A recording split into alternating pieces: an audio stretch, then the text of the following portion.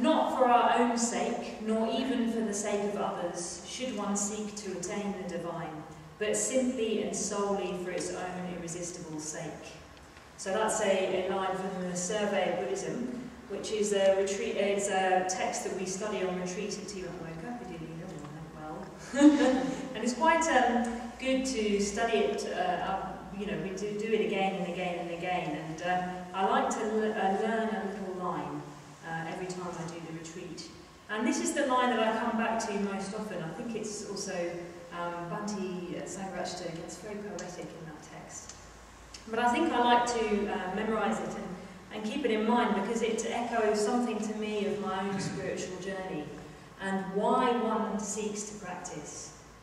Practice isn't always easy, and sometimes it's good to go back to that motivation. Well, why am I doing it? What's this all about? And I remember when I first came along to the South London Buddhist Centre, actually, when I was 17, and I was a bit of a mess. Not that anything had gone particularly wrong, I was more of an existential mess.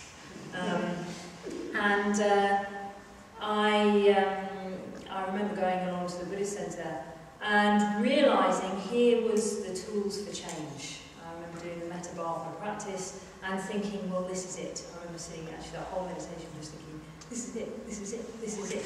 And getting really excited.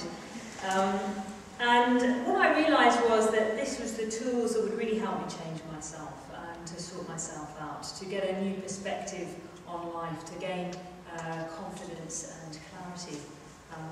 It may be a surprise to you to know that I was very, very, very shy. It's true.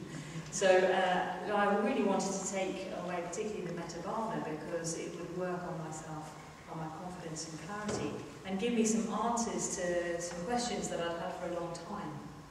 And then what happened, of course, is that I got involved with the Sangha, and I realised that this whole structure of myself as somehow set apart from others was a fabrication, it was a myth. And that really, once you start to progress spiritually yourself, you take more account of other people. Your perspective opens out to include others in a much, much more fruitful and beneficial way. And I think one of the things that died, particularly during my ordination process, was the myth of the lonely hero. I think I had a myth of, like Buffy the Vampire Slayer, battling the forces of darkness. Into every generation a slayer is born.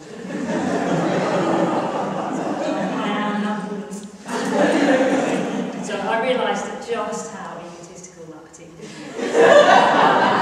And I realised that actually I was nothing without the support of the Sangha. Absolutely nothing. And that also, if I practiced myself, what a beneficial effect I could have on others, and that I could be a resource and a support for other people.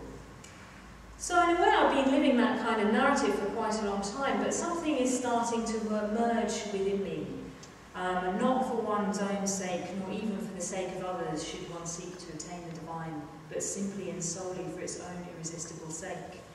And I think what I'm reaching now is this sort of frontier of, well, it's not about me, and it's not about others so much, but it's really for its own sake that one practices. And I'm starting to think much more in terms of the spiritual life as being akin to the aesthetic sense. So that actually what we're trying to do with the spiritual life is we're trying to just fulfill what is possible. Here we are, human beings, with our own existence to shape, and we have this incredible possibility to develop limitless compassion and wisdom and energy. And why would you not do that? Why would you not simply fulfill that potential? So that now I'm starting to think more in terms of, well, I practice because it's possible. And that the spiritual life is actually more in terms of responding to what is good and true and beautiful. So those three terms, the good, true and beautiful, come together in Buddhism as the word kalyana, which we translate as spiritual. But really I think there's a longing in human beings. There's a longing for truth, there's a longing for goodness, there's a longing for beauty.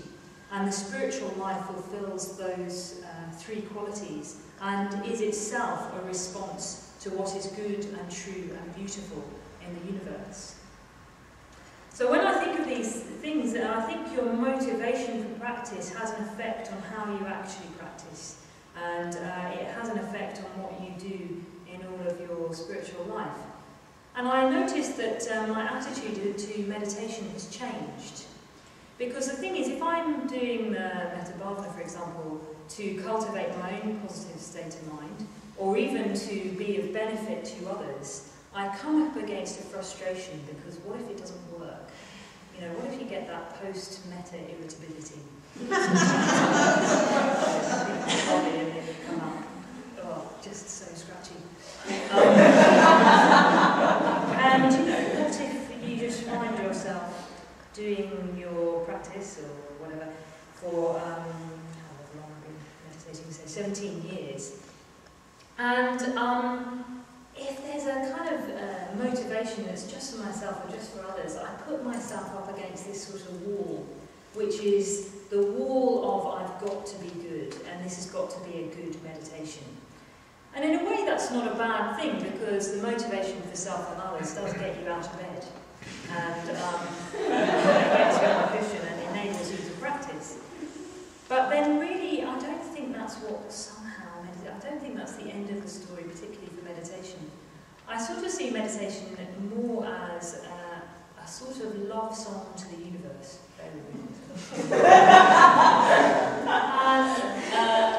That actually, in a way, it's your long-term commitment to it that's what's important. And I think much, much less in terms of, well, I'm going to have a good meditation and I'm going to be really good at sorting myself and I'm going to be really good to other people. Hopefully those things will happen as well.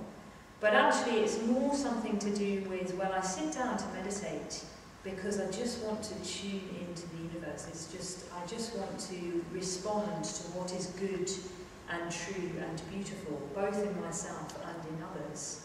So that actually sitting down to meditate or any kind of spiritual practice is in a way coming home to what's fundamental and of fundamental value, not just to myself, not just to others, but to the whole way things are. And I think just like a love song, it doesn't matter if you're a little bit out of tune sometimes. If you're a little bit out of tune, but the main thing is that you turn up. You turn up to just put yourself in the conditions to respond to what is good and true and beautiful. So I'm going to sneak in another little Dharma text, from the Terry Garter, actually, from the Songs of the Early Buddhist Nuns, because it's something I've started to recite to myself when I sit down to meditate, which is, go and see the golden teacher with his golden skin, who tames the wildness of our minds and is enlightened, unafraid. Go and see the golden teacher with his golden skin, who tames the wildness of our minds and is enlightened, unafraid. And there's something to me in those verses. They were a teacher singing probably to her disciple, and they evoke to me that quality. Go and seek the divine simply and solely for its own irresistible sake. Go and seek the divine because it's good and because it's true and